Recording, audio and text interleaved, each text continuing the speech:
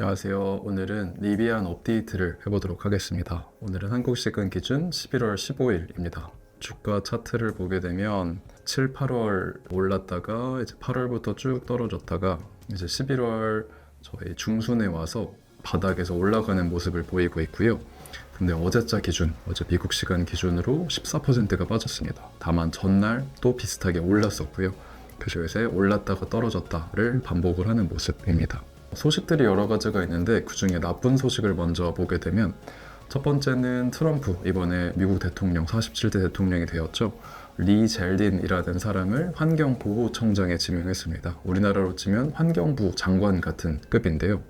이 사람은 정치인 출신이고 여기에 써놓은 것처럼 친화석연료, 환경규제 철폐, 그리고 모든 것을 비즈니스 중심으로 보는 사람입니다. 그러다 보니 기후변화에 굉장히 회의적인 입장이고, 이제 바이든이 배출가스 규제 기준을 굉장히 이제 엄격하게 해놨었어요. 그것 때문에 전기차가 이제 득세를 했었고, 그 이유는 미국 신차의 절반 이상이 전기차가 되도록 했었기 때문인데, 이 정책을 이 리 젤딘이 번복할 수 있다. 그렇기 때문에 전기차 업계에는 이제 악재라고 생각이 되고 있습니다. 하지만 좋은 소식도 있습니다. 사실 앞서 말씀드린 정책적인 부분은 저희가 어떻게 할 수 있는 것이 아니죠. 정치적이고 정책적인 것은. 그래서 매크로보다는 저희는 마이크로적인 부분에 집중할 수밖에 없고, 이 회사가 어떤지를 살펴봐야 합니다. 좋은 소식은 이제 어제 말고 그저께 13일에 미국 시간으로 주가가 13.7%가 올랐었습니다. 그 이유는 폭스바겐이 리비안과 해협하는 것의 규모를 늘렸기 때문입니다.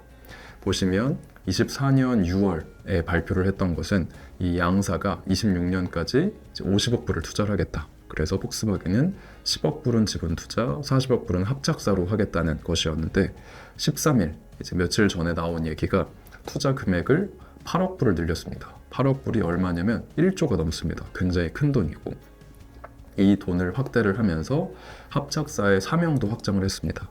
이제는 단순히 말만 그치는 것이 아니라 실제로 리비안 앤 폭스바겐 그룹 테크놀로지라는 이름으로 우리가 시작을 해보겠다. 그리고 이 합작사에서는 뭘 하냐?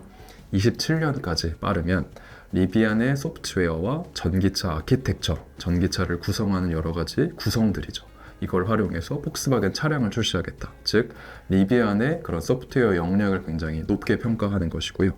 그리고 폭스바겐뿐만 아니라 아우디, 스카우트, 스포츠카 등 폭스바겐 그룹이 갖고 있는 그러한 다양한 플랫폼들에 적용을 해보겠다고 합니다. 폭스바겐은 뒤에서 말씀드리겠지만 단순히 하나의 브랜드가 아니고 10개 이상의 브랜드를 갖고 있고, 그 중에서 유명한 것이 아우디, 그 다음에 유명한 스포츠카 브랜드, 또 스카우트라고 해서 22년에 설립된 전기 SUV 전문 회사가 있습니다. 그래서 이런 곳들에 적용이 가능합니다. 그래서 이 뉴스 때문에 사실 13일에 주가가 굉장히 좋았던 이유입니다. 그럼 우리가 살펴봐야 할 것은 이것이죠. 단순히 이게 일회성에 그치지 않고 앞으로도 계속해서 리비안이 좋아지려면 왜 폭스바겐이 투자를 했을까를 살펴봐야 됩니다. 이 사진이 이제 폭스바겐의 대표와 리비안의 대표, 오른쪽이 이제 리비안 대표입니다. 근데 이 네 가지 정도로 저희가 나눠서 살펴볼 수 있는데, 첫 번째는 리비안의 기술력 때문입니다. 리비안 기술력이 배터리 기술, 자율주행 기술, 전기차 제어 통합 시스템 기술, 디자인, 이 다양한 것이 섞여 있는데, 그것을 잘 보여주는 사례가 리비안에서 R2라는 신모델을 내놓았고 26년부터 발주를 하는데, 이 선주문이 10만 대를 돌파했습니다. 근데 10만 대가 어느 정도 규모냐면 이 R2의 평균 가격이 한 5만 불 정도라고 예상이 되는데, 10만 대 곱하기 5만 불하면 50억 불입니다. 한화로 약 7조 원 정도 되는 규모인데, 참고로 리비안의 23년도 매출이 44억 불입니다. 그 1년 매출치를 넘어가는 규모이기 때문에 굉장히 큰 규모이고요. 그만큼 디자인이나 아니면 기술력에 대해서 사람들이 이제 열광을 하고 있다는 것을 저희가 알 수가 있습니다. 그 중에서도 리비안의 핵심 기술이 전기차 제어 통합 시스템 기술인데, 이제 리비안의 대표인 스크린저 자체가 MIT 박사기도 하고, 전기차는 사실 여러 가지 전기 장치들이 구동이 되어 있기 때문에 이거를 잘 제어하고 통합할 수 있어야 합니다. 그 기술을 리비안이 갖고 있고, 그것을 대용량으로도 가능하게 하는 것이 리비안의 특허입니다. 그래서 이 부분이 폭스바겐의 첫 번째 이제 부분이고요. 그래서 실제 이러한 기술력이 장착이 된 것이 현재 이 모습입니다. 딱 보더라도 굉장히 디자인도 깔끔하고 또 이제 대형 SUV에 적용이 될 만큼 사실 어느 정도 구성도 잘 되어 있겠죠. 그래서 이런 부분에 대해서 사람들이 많이들 좋아하고 있는 것 같습니다. 두 번째로는 미국 내 생산 공장 때문입니다. 이번에 트럼프가 대통령이 되면서 더욱더 사람들이 관심을 가지는 것이 미국 우선주의입니다. 미국에서 무조건 생산을 해야 되고 미국에서 뭔가를 만들어내야지 이제 그것에 대해서 세금도 깎아주고 이제 진작도 해주는 그런 정책들인데, 앞으로 트럼프는 그런 전략을 더욱더 할 것이기 때문에 미국 내에 기지가 있는 것이 필요합니다. 이미 리비아는 일리노이에 이제 생산 기지를 갖고 있고요. 여기에서 연 5만 대 정도씩 생산을 하고 있기 때문에 이것이 굉장히 큰 메리트가 됩니다. 폭스바겐은 독일 회사죠. 그리고 추가로 리비안이 조지아주 공장도 현재 착공을 했고 시작을 하다가 이제 건설 중단을 한 상황인데, 최근 10월 초에 조지아주 공장을 위해서 연방 대출 신청을 하고 다시 재개를 할 기미를 보이고 있습니다. 우측에 보시다시피 일리노이 공장, 즉 이러한 차 공장은 굉장히 규모가 큽니다. 그래서 이것을 갖고 있는 것도 큰 매력 포인트가 됩니다. 세 번째로는 기술력 생산 공장을 가질 수 있는 미국 내 전기차 업체들이 많이 없다는 사실입니다. 2020년 이후, 즉 코로나 이후에 전기차 스타트업들이 굉장히 많이 떴고 상장도 많이 했습니다. 피스커, 루시드, 니콜라 다양한 회사들이 있습니다. 이 중에서 피스커는 상장 폐지됐고 파산을 했습니다. 그리고 루시드, 니콜라는 여전히 시장에 남아있지만 이 우측에 보시다시피 이 니콜라라는 곳은 주가가 1000분의 1 토막이 났네요, 거의. 네. 그리고 루시드는 50불에서 2불까지 왔으니까 25분의 1 토막이 났고요. 이 정도로 사실 다들 힘든 상황입니다. 그런 상황에서 리비아는 폭스바겐의 대규모 투자 유치를 받고 함께 사업을 해나가고 있기 때문에 여기에서 살아남을 수 있다. 그리고 선택이 많지 않은 그러한 옵션들 중에서 괜찮은 회사이기 때문에 폭스바겐이 선택을 했다고 볼 수 있습니다. 마지막은 전기 상용차입니다. 상용차라는 것은 승용차랑 다르게 이제 큰 규모로 이제 제작이 되는 것이고 트럭이나 이런 것들이 주로 포함이 됩니다. 근데 이 전기 상용차는 이 우측에 보이시는 것이 테슬라의 그 전기차 라인업입니다. 근데 우리가 Y나 S 모델 이런 것은 많이 보았고 우측에 있는 사이버 트럭도 보았지만 사실 아직까지 이 상용차 트럭 쪽에서는 테슬라가 뚜렷하게 그런 행보를 보여주지 있지 못합니다.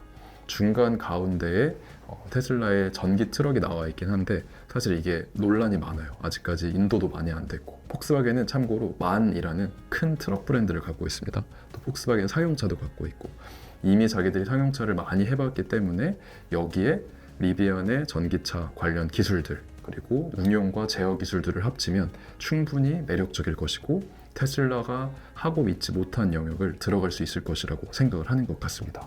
이 네 가지가 리비안의 그러한 매력 포인트라고 볼 수가 있고요. 다만 여기서 저희가 너무 우호적으로만 볼 수 없는 것이 제 24년 9월에 이러한 이슈들이 있기 전에 도이치뱅크라는 큰 글로벌 투자은행에서 리포트를 낸 것이 있습니다. 근데 리비안과 테슬라에 대해서 다루면서 리비안에 대해서는 중립의견, 즉 굳이 투자하지 않아도 된다, 팔지 않아도 되지만 투자까지는 아니다. 근데 그 이유가 기술력은 있으나 수익 창출이 어려울 것이다. 이유는 대량 생산을 해본 적이 없고 이 기술성을 대량 생산으로 이어갈 만한 노하우가 부족하기 때문이다.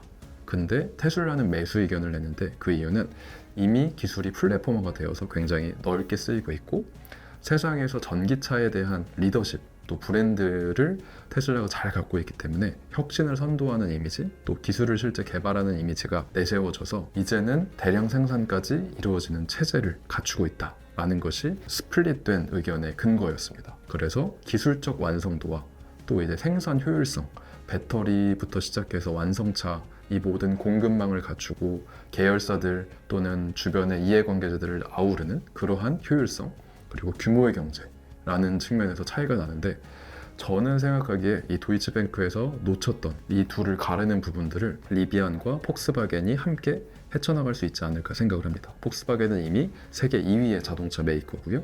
대량 생산에 대한 노하우가 있고 다양한 브랜드들을 함께 아우렀던 그러한 경험이 있습니다. 또 생산 효율성, 당연히 배터리나 또 이제 완성차 공급망에 대한 부분도 있고요. 기술적으로도 내연기관차에서는 탑을 달리고 있는 곳이기 때문에 여기에 리비안의 기술이 들어가면 충분히 시너지가 나지 않을까 생각을 하고 있습니다. 그래서 아까 말씀드렸던 것 중에 폭스바겐의 핵심이 결국 이 다양한 브랜드들입니다. 37년에 폭스바겐이 설립됐고 아우디, 세아트, 스코다, 상용차, 부가티, 람보르기니, 벤틀리, 포르쉐까지 고급차 라인업도 있고요. 스카니아도 있고 만도 있습니다. 상용차, 승용차, 고급차 이 모든 것을 다 갖고 있기 때문에 사실상 이 폭스바겐이 굉장히 큰 우군이 될 수 있겠다라는 생각이 들고 리비안도 자신들의 기술로 테슬라의 빈자리를 메꿀 수 있겠다라는 생각이 또 한편으로 들긴 합니다. 다만 저희가 앞으로 리비안 주가를 볼 때 확인해야 할 부분은 생산량입니다. 아까 도이치뱅크에서도 지적했던 부분이 생산량이 결국에 핵심이고 규모의 경제를 일으켜야 되는데 여전히 리비안의 생산량이 24년 5만 7천 대 정도로 최근 몇 년간 비슷합니다. 여기에서 지속적으로 크게 성장할 수 있어야 하고 이 부분을 우리가 리비안 투자에 있어서 결정을 함에 있어서 크게 중시하면서 봐야 할 것 같습니다. 오늘은 여기까지 보고 추가적으로 궁금하신 것이 있으면 편하게 말씀 주십시오. 감사합니다.